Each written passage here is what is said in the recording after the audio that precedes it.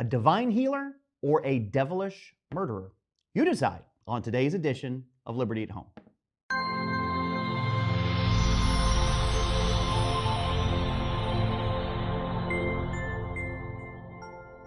Welcome back, and we're here today for our latest installment of Liberty at Home. I'm your host, Pastor Adam Rivero, and I lead the Liberty Baptist Church over on Route 138.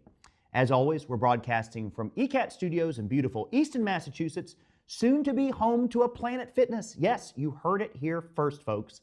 Well, this season on Liberty at Home, we've been taking a chapter-by-chapter view of the book of Proverbs. Today, we've landed in Proverbs 10, so let's get reading in today's passage. Join me beginning in verse number 11. The mouth of a righteous man is a well of life, but violence covereth the mouth of the wicked. Hatred stirreth up strifes, but love covereth all sins. In the lips of him that hath understanding, wisdom is found, but a rod is for the back of him that is void of understanding. Wise men lay up knowledge, but the mouth of the foolish is near destruction. Now, drop down to verse number 18, where it says this: He that hideth hatred with lying lips, and he that uttereth slander, is a fool. In the multitude of words there wanteth not sin, but he that refraineth his lips is wise. The tongue of the just is as choice silver, the heart of the wicked is little worth. The lips of the righteous feed many, but fools die for want of wisdom. It's funny how certain things stick out in our minds.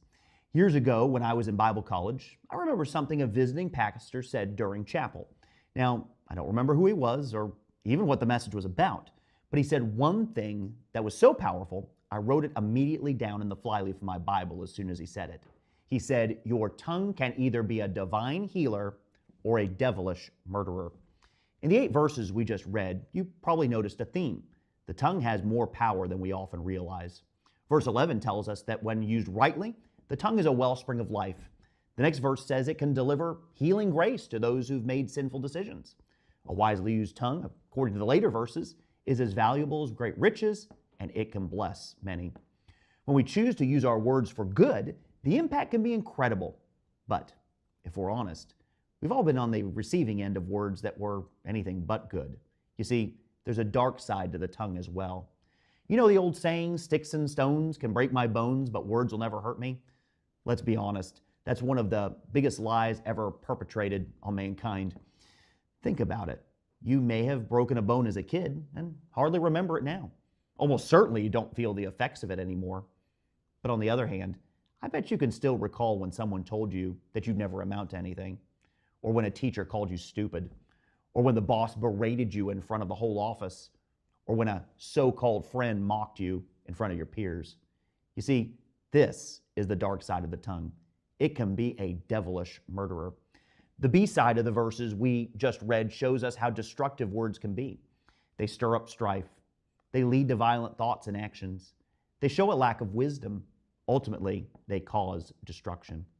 In James chapter 3, which might be the most vivid passage about the tongue in all the Bible, James puts it this way: How great a matter a little fire kindleth. An uncontrolled tongue, like a small spark, can start a blaze that's soon out of control.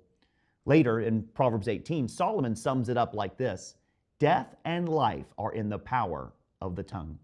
So this week, think about the power you hold in your words. Look, does the shop clerk really deserve a scolding because they're out of your favorite peanut butter? Or should you respond with maturity? Do you really need to show the person who cut you off in traffic what you think of them? Or should you hold your tongue? Does your family need to hear you ranting and raving when things don't go your way? Or should you show them grace? It's your choice. Will your tongue be a divine healer or a devilish murderer? Well, that's going to do it for the latest episode of Liberty at Home. We'll be back next week with another 5-minute dose of God's Word. But in the meantime, why don't you come visit us in person at Liberty Baptist Church? We meet for services on Sundays at 10 a.m. and 5 p.m. and on Wednesdays at 7 p.m. You can find us in person at 800 Washington Street in Easton or online at mylibертybaptist.org. Well, until next time, this is Pastor Adam Rivero reminding you that where the Spirit of the Lord is, there is liberty. See you on ECAT next week for another edition of Liberty at Home.